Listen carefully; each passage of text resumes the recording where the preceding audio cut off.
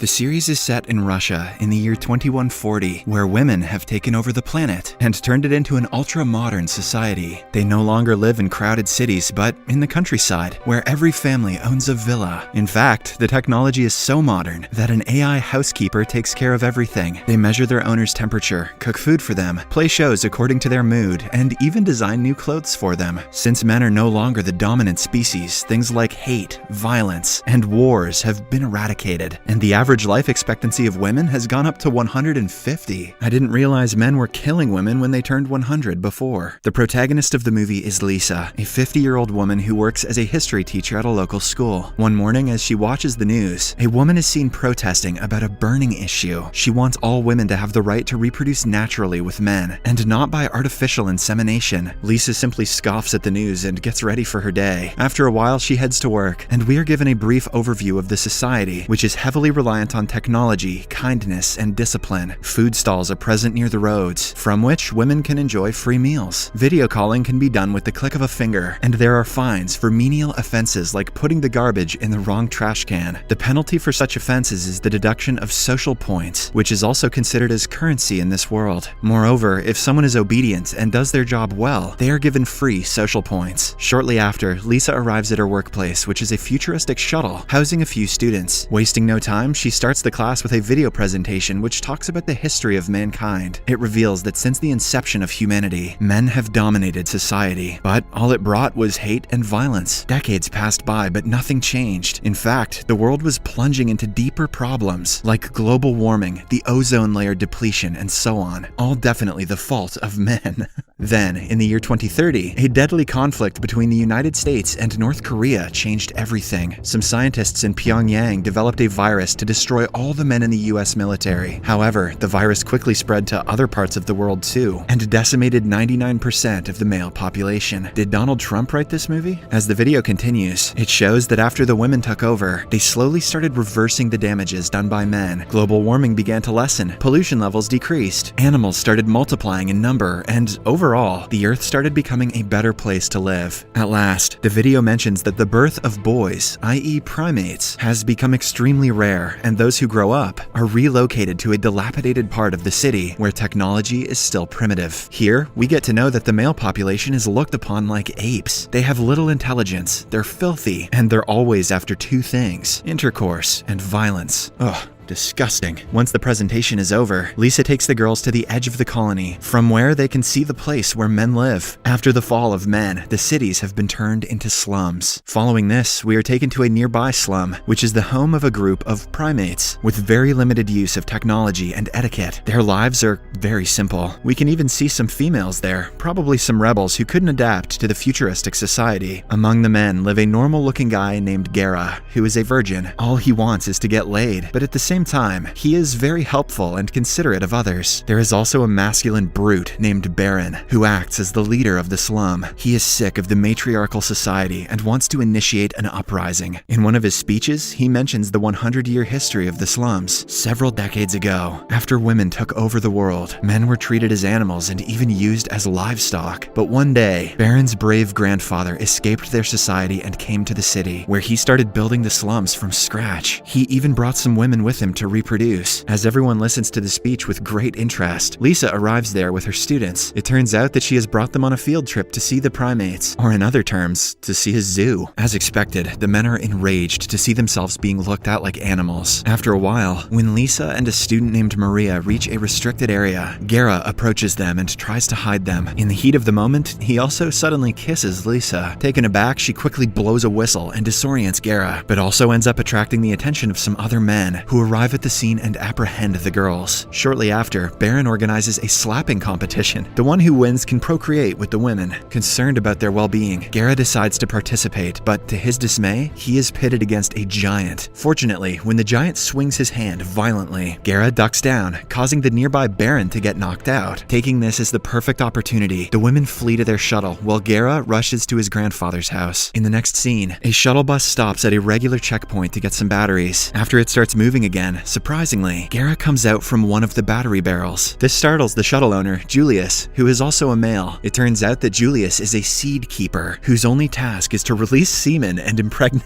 and impregnate women. Seed keepers are the only males who are given the privileges and respect like their female counterparts. Surprisingly, Julius, who has never had a friend outside of work, finds Gera interesting and lets him stay. The two chat for a while, and Julius even drinks the primate's special booze called moonshine. Unfortunately for him, he gets so drunk that he ends up jumping out of the moving shuttle bus. Now, with Baron's men hot on his tail, Gera thinks of a plan. He puts on Julius's spare costume and pretends to be the new seed keeper. A while later, the shuttle reaches a colony named Two Hills, and an invisible barrier opens up to let the seed keeper in. Nervously, Gera gets down, and a beautiful woman on a bicycle gives him a tour of the city. Along the way, several women greet him with excitement. Woohoo, give us your seed! Lisa is also amongst the crowd, but she doesn't notice Gera. At night, Gera takes an oath by biting the holy apple in front of live TV, promising to reproduce healthy and smart babies. Then he is taken to his chamber to rest, but being a virgin, Gera asserts that he wants to start working right away. Hence, a worker escorts him inside the reproduction chamber, where a middle-aged obese woman named Berta welcomes Gera, much to his dismay. After this, he is told to be seated, and a pipe is connected to his manhood, which starts milking it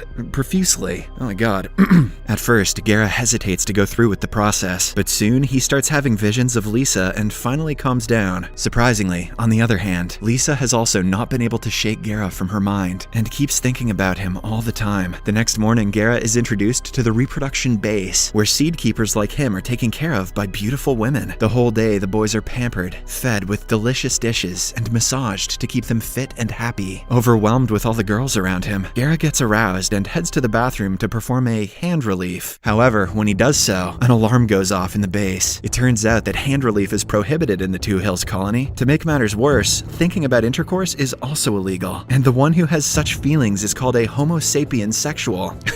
Holy shit. Elsewhere, Lisa and her family, which consists of her mother Paulina and grandmother Anya, are at the local court. It turns out that the student from earlier, Maria, told the authorities that she was briefly apprehended by the primates. Hence, she, along with Lisa, are tried at the court to check if they are guilty. Nervous, Lisa opens up to her best friend Tanya that she was kissed by a primate, but the latter tells her to be confident as no one is going to know about it. Soon, the trial begins, and Maria's mom Vivian, who happens to be a high-ranking councilwoman in the colony, tries to put all the blame on Lisa. However, Lisa doesn't stay quiet and reveals that they went to the slums at Maria's request. She even goes on to show video footage from her AI, which verifies her claims. With this, Lisa is about to prove her innocence, but just then, her evil best friend Tanya rats her out and tells everyone that she was kissed by a primate. Hearing this, everyone is shocked, and the judge punishes Lisa with 80 hours of community service, while Tanya is rewarded 20 social points for her honesty. Elsewhere, Julius somehow stumbles upon the slums, where he is approached by Gera's grandfather. The old man decides to help him out, but only if he keeps his identity a secret. Having no choice, Julius agrees. Later, he is taken to Baron, who is hanging out at the local bar. Julius tries to start on a positive note, but Baron makes a mockery out of him by twisting his finger. The same day, Julius is given a haircut to make him look more presentable. Soon, a lady who is clearly infatuated by his good looks approaches him to treat his finger. Unfortunately, Baron notices this and becomes envious. He then orders one of his bodyguards, the Giant, to confront the outsider and take care of him. Without any hesitation, the Giant obliges, and he challenges Julius to a slap fight. Later, the preparations for the fight are made, and the entire community is gathered to witness the event. Soon, the fight begins, and the Giant goes first. He slaps Julius with all his might and takes him down, but to everyone's surprise, the latter gets right back up. He then unleashes a lethal right hand, which knocks the Giant out cold. Never underestimate the power of a man who withholds his seed. On the other hand, Berta takes all the seed keepers out for a walk. During the journey, Gera gets tired of all the rules that they have to strictly follow. For instance, if a seed keeper wants to fart, he has to ask permission and enter a fart capsule to do the deed. After a while, the group arrives at a statue, which appears to be of Greta Thunberg. Turns out that she is regarded as a goddess in this land. While everyone is busy praying, Gera gathers some of his colleagues and encourages them to have some fun. 3 of the guys agree, and together they venture off to the nearby sea to catch fish. There, the guys notice that Gera has unshaved legs, something which is prohibited inside Two Hills. They also find out that he has a lighter, which is regarded as a dangerous weapon. However, instead of being suspicious, the guys like Gera's rebellious nature and consider him a role model. With this, the group catches some fish and enjoys the evening until a nearby fire alarm starts blaring and blows their cover. Hence, they are sentenced to a full day's tour of the education center.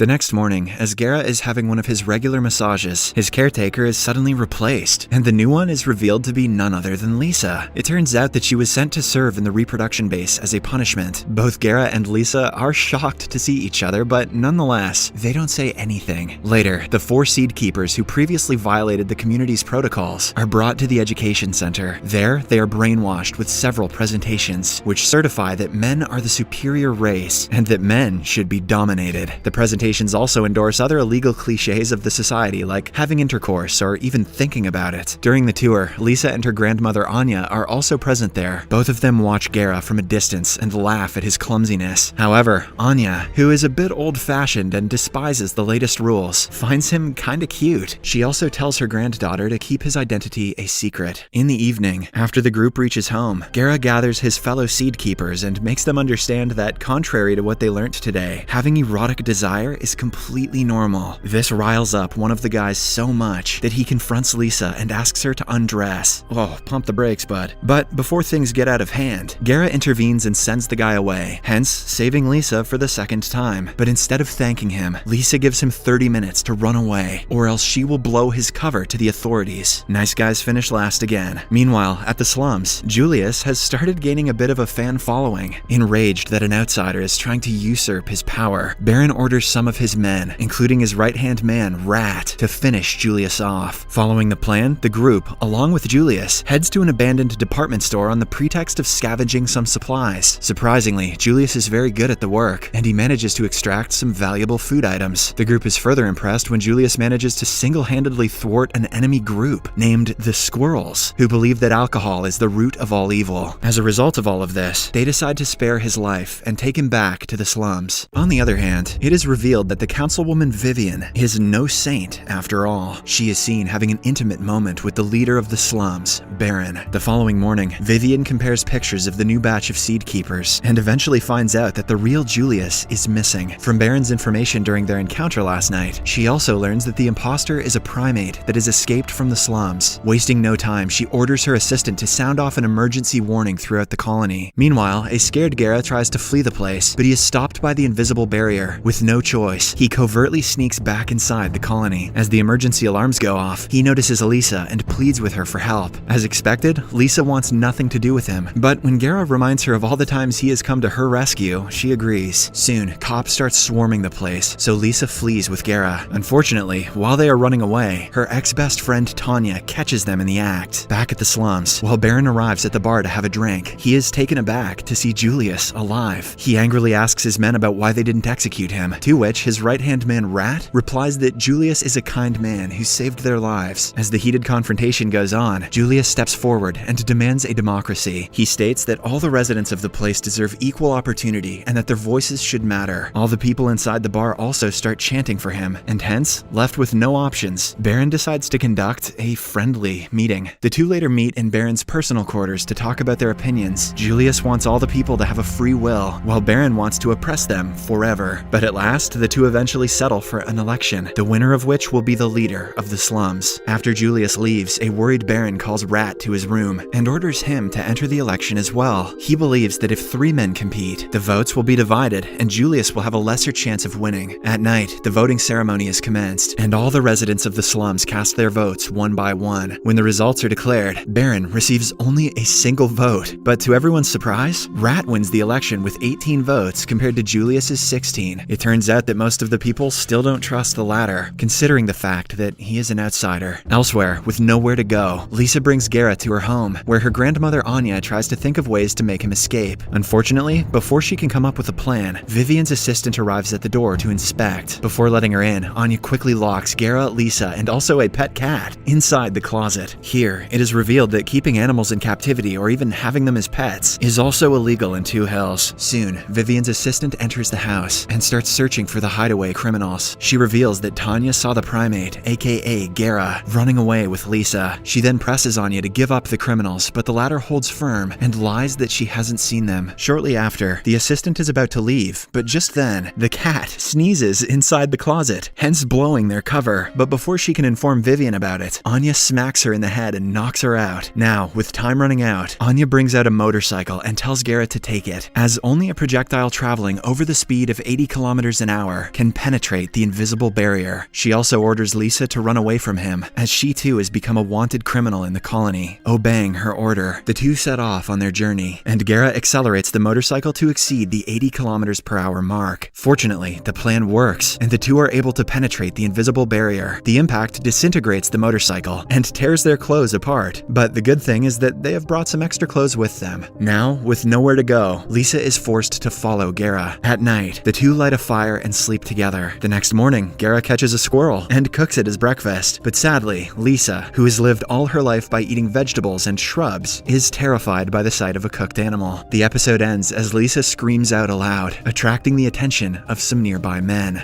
To see what happens next, watch the second part in Series Recapped.